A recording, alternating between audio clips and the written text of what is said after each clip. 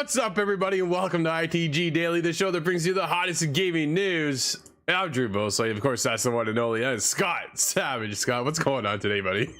I still can't believe we got you out on the battlefield last night. That was interesting. I did okay. I got, obviously, I think. All right, so I'm not a Battlefield player in the slightest. I was really wanting to get in a Hazard Zone, and dude, nobody's playing that game. Oh, that was the sad part. Yeah, I was just like, we're searching for a few minutes, and then it just comes up and says no. Yeah, it just bails out, right? It's just like, well, all right then. I guess we'll play what? Okay, so we played what did we play, Scott? Because I don't even know. Well, we did the normal conquest mode. Yeah. You weren't a fan of that, which offends the entire Battlefield community. Sorry. So we moved on to Gold Rush, and that was much better. I did enjoy that, actually. I had a much better time playing that than the usual. It was, I don't know. It's so big. I never know where I'm getting picked off from. It's just, yeah, that's a common issue with with Battlefield. Yeah, but I don't feel, I get the objective, but it's not a strong enough objective for me. Like I want a designated goal on the map to go to, not just kind of overtake areas. I don't know. If I want to overtake areas, dude, Hell Let Loose is a game to play. That game is wicked. I love how that game functions, and it just, yeah, I can't argue with that. Right? There's just so many other factors behind that versus everybody just jumps into the battlefield here and away you go. And for me, it's just like, it's not connecting. It didn't connect. But dude, what is connecting though is that we're live every day, Monday to Friday at 11 a.m. Eastern over on twitch.tv/the official ITG, as well as YouTube. But if you can't join us live, hit us up later. InsideTheGame.ca, podcast services, and TV streaming networks around the globe. Scott, coming up on today's show, we have new details for Warzone 2.0 and the upcoming DMZ mode. Nintendo World Showcase revealed a ton of new games, and Nintendo Switch is the best-selling home console to date for Nintendo. No surprise there. Home selling, though, I still have to wrap my head around that. Did it pass over the Wii? And how was that possible? Well, we will get into it.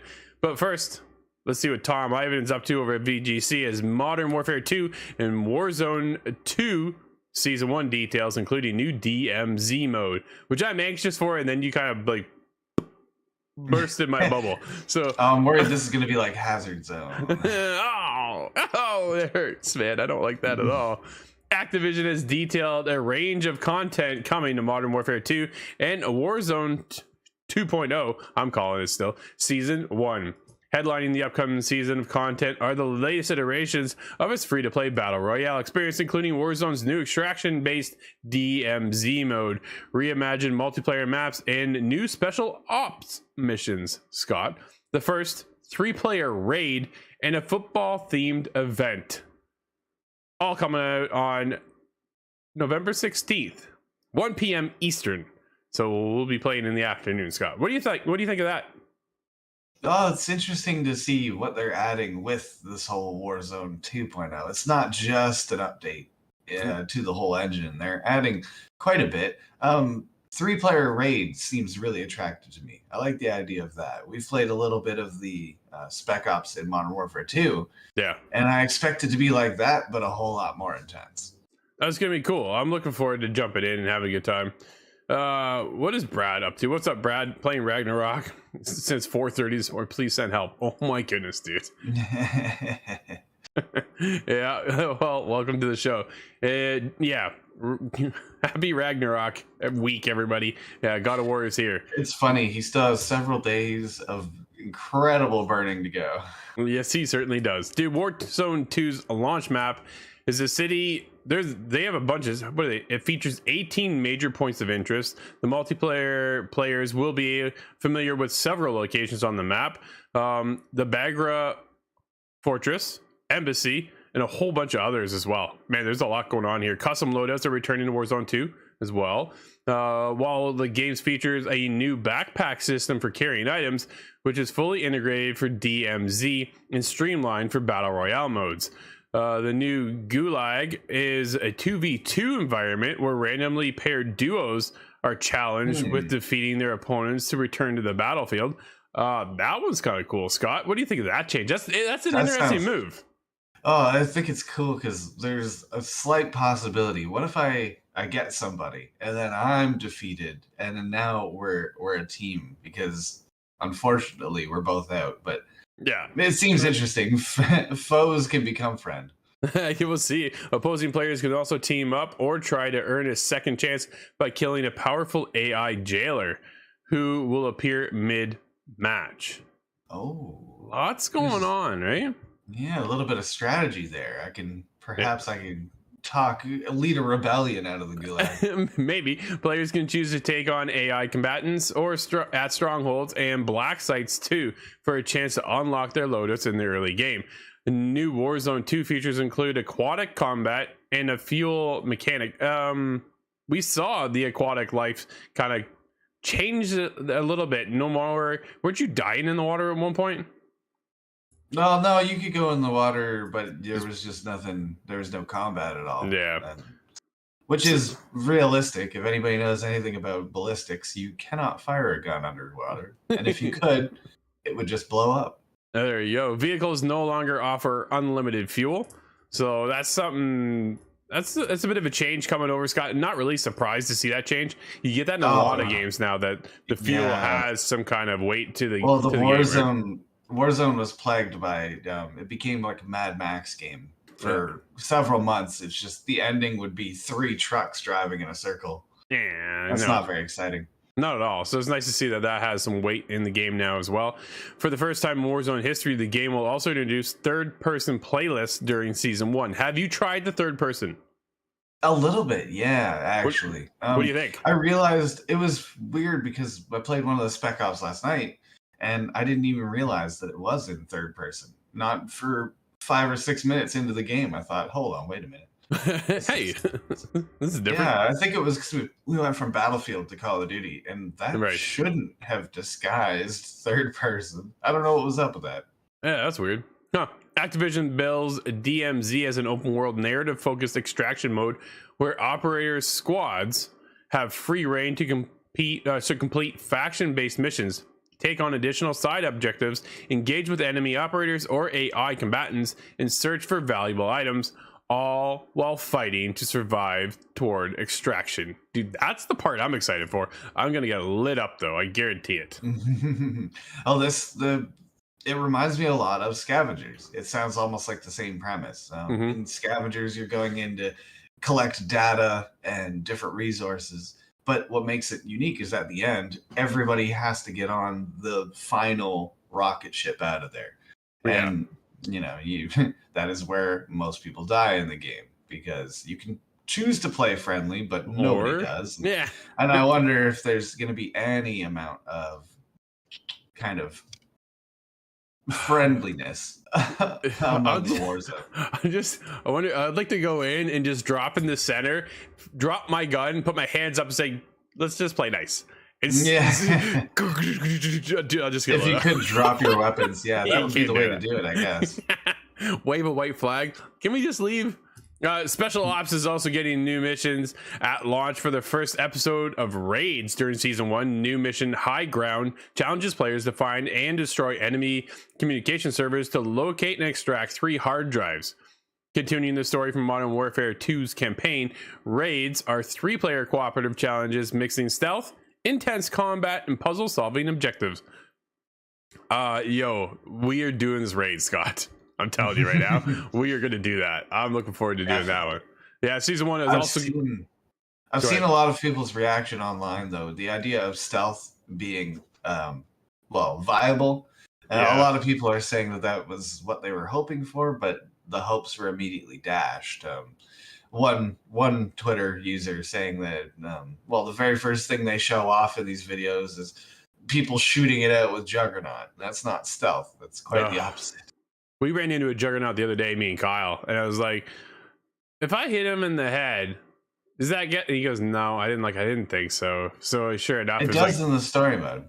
3 rounds. Yeah, not in the co-op section. It took me 3 shots to the head to get him down. It's like, oh man, one bullet, just one bullet, Scott. Poof. It's giving you the good old Assassin's Creed. Yeah, and we also get 4 new weapons are coming and available for limited time bundles as part of the Modern Warfare FC event. So, dude, lots happening in Call of Duty. They're not slowing down. They came out to make juggernaut dollars, over $1 billion in 10 days, and then they continue to keep updating the game. Do you think it hits $2 billion this year? Ooh, there's not a whole lot of year left. Not really, right? So I think one and a half is much more likely, I think. Yeah, now you think about it, because really, dude, it's November. Like, we only have a month and a half left. That is nuts. Where did the year go, Scott?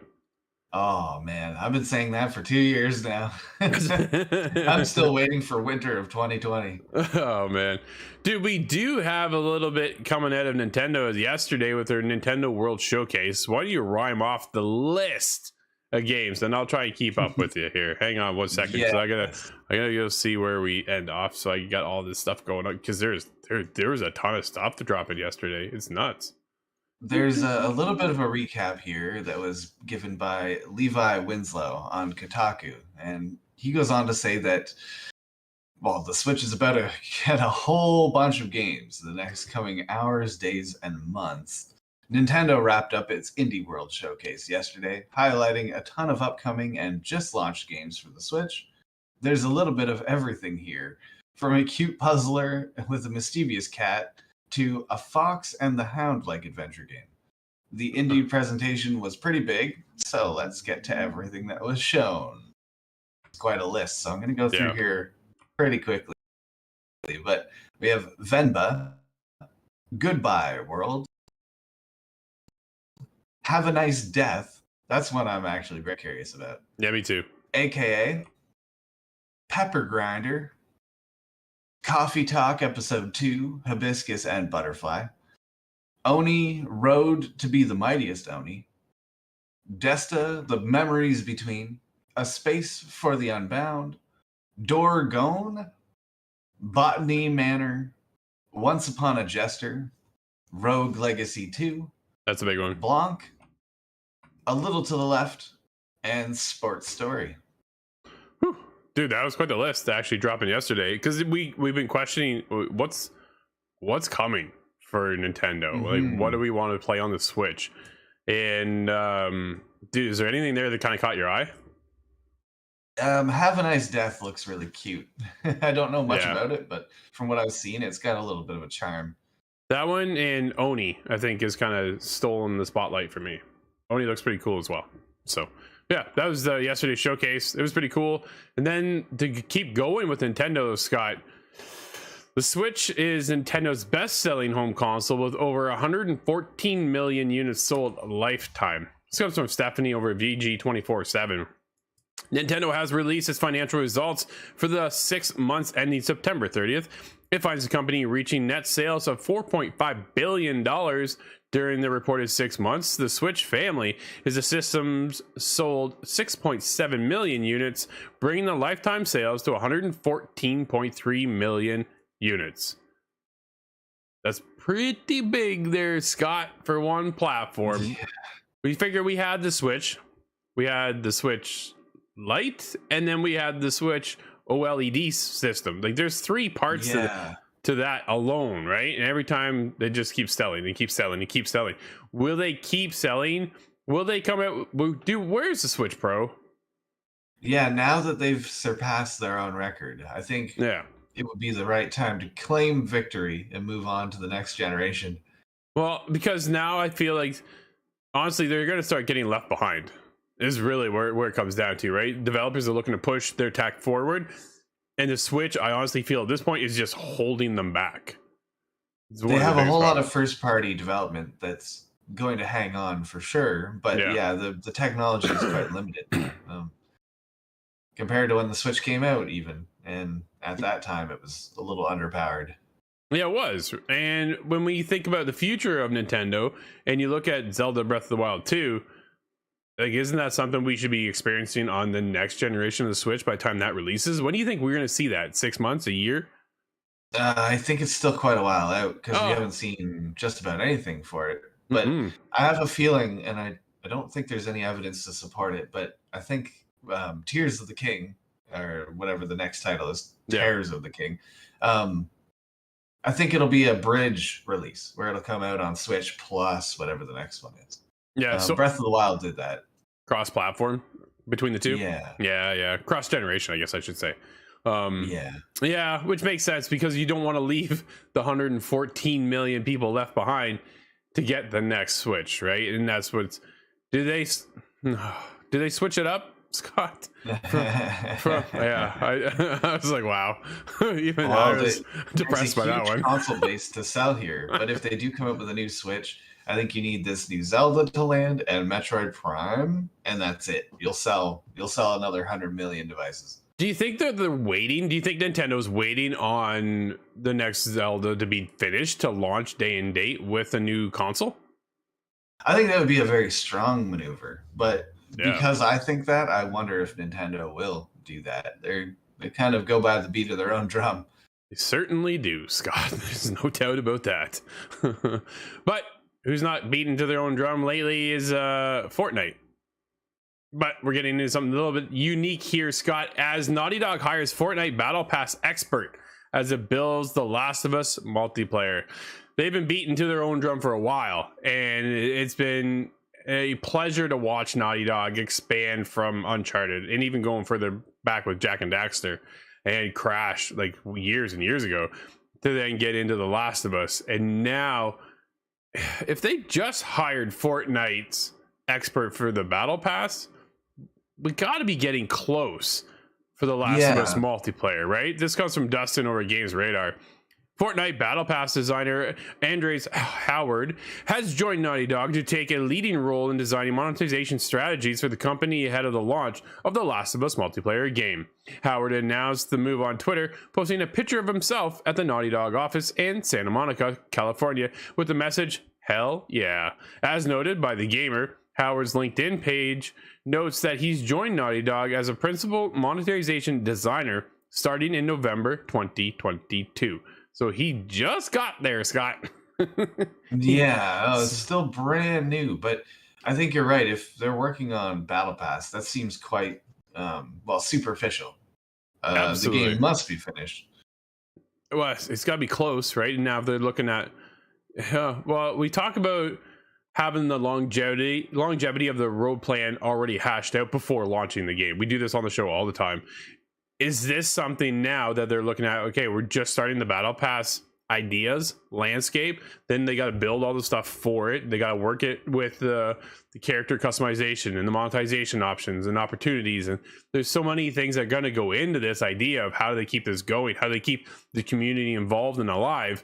That is this still that early? Like, we're talking about getting news in 2023 for The Last of Us Part 2 factions multiplayer mode. That's what Naughty Dog has said, right? Neil Druckmann came up on stage and said, "This is what we're planning. This is what it's going to look like." And, well, a little bit what we're looking at. Not much, to be honest. But at the same time, it's the progression of, okay, how many seasons do they plan out? Do they plan out, oh, we'll do 2 seasons right now? Or do they plan out 2 years worth of content and then get that in development cycle before releasing multiplayer for us? Because we're all starving for something in the world of The Last of Us multiplayer right now, because we haven't played anything in so long. So how is that going to work, right? Well, Howard joins Naughty Dog from Ubisoft Stockholm. His most notable credits are from the 7 years he spent working at Epic, where he helped form the core of Battle Pass progression strategy and worked on 12 seasons of content through that system. He also helped introduce Battle Pass progression to Rocket League and Fall Guys. Dude's got quite the list of games he's been a part of to have those seasons come around, and the Battle Passes there for Rocket League, for Fall Guys, Fortnite. Like, man, you can't beat some of those games. Like, those are incredible. Rocket Fortnite League is still does it. going strong. Fortnite, with the amount of challenges and kind of gives you enough of secondary objectives on the map, that this gives me some hope, because that's a battle pass done well, in my opinion. Challenges, No, absolutely. not just an experience bar. Yeah. There's no official confirmation Howard is working on the upcoming Last of Us multiplayer game, but it's a pretty easy guess to make. No kidding. Yeah, so it hasn't been officially announced what project he's working on, but at the same time, it's gotta be the Last of Us Part 2 multiplayer, Scott. At this point, they are this close from launching that next year that they have to get this taken care of and planned out. The roadmap needs to be in place. Naughty Dog, having the pedigree, like everybody's gonna hold this game to another standard, I think, when it launches. I think a lot of us are gonna be shocked at the structure of it, what we're doing in the game. Like The Last of Us multiplayer factions was a great game. I think we're going to see the 2.0 version really almost come around to be a 3.0 version from what we were expecting and what we played from the first one. I think it's really going to iterate, I'm hoping, on the genre and the formulation of battle passes and so forth moving forward, and have a lot more that I'm going to want to be in. Okay, I got to go grind my daily challenges. Dude, we played Ghostbusters this year. We've had a blast playing it, but it launched with no battle pass. It launched with a daily challenge, and it launched with a weekly challenge, and that was it. That's not enough, right? And that's what we talked about, is how long will this sustain the community to come back day in and day out? Dude, when's the last time we played Ghostbusters? Right? 2 weeks? A week and a half at least? I haven't been on there at all. Yeah. So it's one of those things. Go ahead. I'm still annoyed as a gamer that we need this kind of endless satisfaction, though. I remember, back in my day, you finish a game, you put it down. And 6 months later, you pick it up and play it again, maybe. But the idea that I need to be addicted to every single game that comes out is rough, because it works. That's why it's rough. Yeah, I was going to say, they're pulling on a formula that's been working for years, right? It's one of those things that this is now the battle pass mechanic, the loot box mechanic, is that gotcha moment, right? And that's how do you keep people involved? We keep talking about Ubisoft and the Division 2, and that community is thriving, and they keep coming back to produce more and more because the fans are asking for it, because they want to be back into that game. Because once you're done, dude, we finish games here and then we don't touch them because there's no reason. Like, I play single player experience, done. God of War being my latest, I'm not done because I want the platinum, and there's a lot more side quests to do. But at the end of the day, when that is wrapped up, there's nothing else to do. You could restart the campaign or the Last of Us Part 2. That's not an online thing, though. No, it's not, right? But as an example, once things are done, they're done. Dude, look at Anthem. There's supposed to be an online component there, and there's a reason why nobody's playing that game, because EA shut it down, first of all, and there was not enough content to keep the community going. In its best expression, though, it's something that I really don't appreciate. In the term, if you look at Destiny 2, people run raids constantly, all the time, millions of players. There's clearly something there to that, but it's just like you say about Anthem. Do I want to play the same thing over and over and over again? But I have challenges to do. It's just, that's not why I want to load up a game. No, it's not. I want what's new, what's fresh, what's exciting, right? This is why we play games, because we want that new and exciting experience. Sometimes you want to go back and feel that nostalgia too. Dude, I still jump back into Trials. I'll jump into Splinter Cell once in a while and just kind of that's like comfort food in gaming, right? You always come back to, but at the same time, how many games do you play in a year that you put down and never return to? Yeah. And the companies now are looking forward, how do we keep our community going?